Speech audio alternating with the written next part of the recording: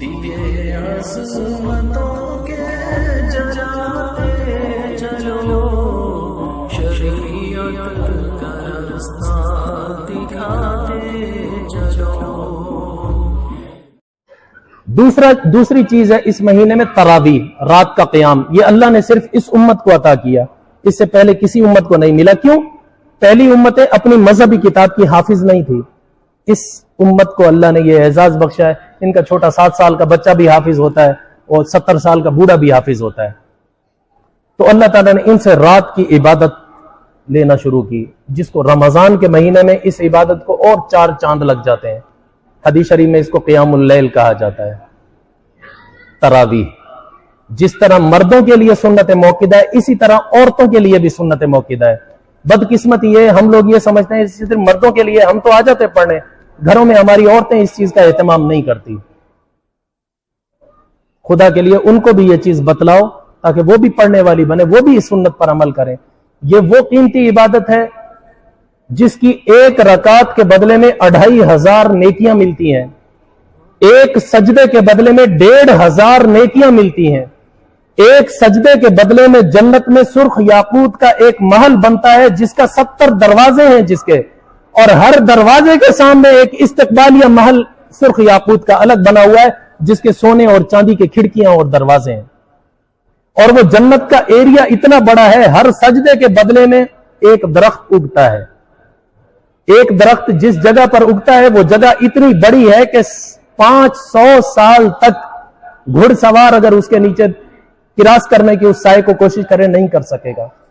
اتنی عالی شان جنت ملتی ہے۔ سب کس لیے ہے؟ تراویح کے بدلے میں۔ کچھ لوگوں نے یہ شوشہ چھوڑ دیا ہے کہ یہ تراویح حضور نے نہیں حکم دیا، یہ تو حضرت عمر کی ایجاد ہے۔ یہ سب لوگ، یہ ایسے لوگوں کی کج فہمی ہے، بے عقلی ہے۔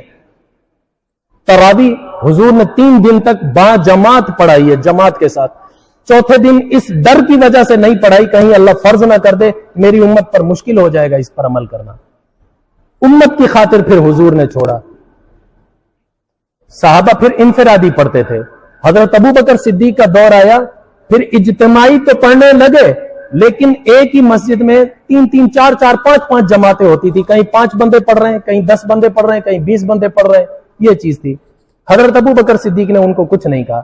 عمر کا دور آیا تو اس نے صرف یہ کیا کہ ایک مسجد میں سب جماعتیں منع کر دی، یار اتنی جماعتیں ایک مسجد میں نہ کراؤ، ایک جماعت ہونی چاہیے۔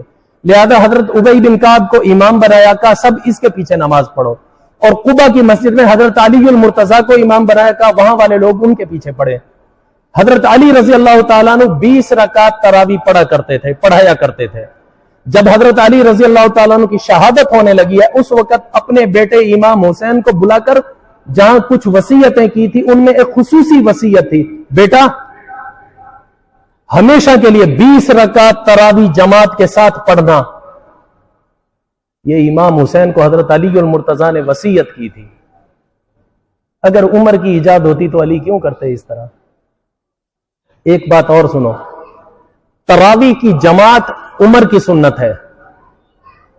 ختم قرآن کے بعد جو دعا کی جاتی ہے، ہمارے ہاں نماز کے بعد دعا کرتے ہیں، یہ حضرت عثمان کی سنت ہے، جبکہ مکہ والے مسجد حرام میں وہ نماز کے اندر ہی دعا کرتے ہیں۔ جیسے قل اعوذ برب الناس ختم ہوتی ہے، من الجنۃ والناس، فوراً ہاتھ اٹھا لیتے ہیں، اللہم اہدنا فیمن ہدیت وعافنا فیمن عافیت وتولنا فیمن تولیت۔ آپ نے بھی سنا ہوگا، میڈیا پر دیکھا ہوگا، کھڑے ہوئے وہ دعا مانگ رہے ہوتے ہیں۔ یہ دعا حضرت عثمان کی سنت ہے۔ اچھا، ہم وتر رمضان میں جماعت کے ساتھ پڑھتے ہیں، یہ حضرت علی المرتضیٰ کی سنت ہے۔ پہلے وتر جماعت کے ساتھ نہیں ہوتے تھے، حضرت علی رضی اللہ تعالیٰ عنہ نے اس کی جماعت کا اہتمام کرایا اور باقاعدہ حکم دیا یہ کرو۔ یہ سنتیں ہمارے لیے ایسے ہی ہیں جیسے نبی کی سنت ہے۔ کیوں؟ مشکات شریف میں حدیث آتی ہے، آپ صلی اللہ علیہ وسلم نے فرمایا علیکم بسنتی وسنت خلفاء الراشدین المہدیین من بعدی، اے لوگو جس طرح میری سنت پر عمل کرنا تمہارے اوپر لازم ہے، اسی طرح میرے بعد میرے خلفاء راشدین کی سنتوں پر بھی عمل کرنا اسی طرح لازم ہے۔ یعنی جس نے خلفاء راشدین کی سنتوں پر عمل کیا گویا ایسے ہے اس نے نبی کی سنت پر عمل کر لیا۔ اگر تراویح کی جماعت عمر کی سنت ہے تب بھی تو ایسے ہی سمجھا جائے گا جیسے نبی کی سنت ہے۔ ختم کے بعد دعا مانگنا اگر عثمان کی سنت ہے تو یوں ہی سمجھا جائے گا حضور کی سنت ہے. وطر جماعت کے ساتھ پڑھنا اگر یوں سمجھا جائے کہ علی رضی اللہ تعالیٰ عنہ کی سنت ہے تو یوں ہی کہا جائے گا حضور کی سنت ہے. تو اس وجہ سے اس چیز کا بھی اہتمام کرنا چاہیے، ہمارا فائدہ.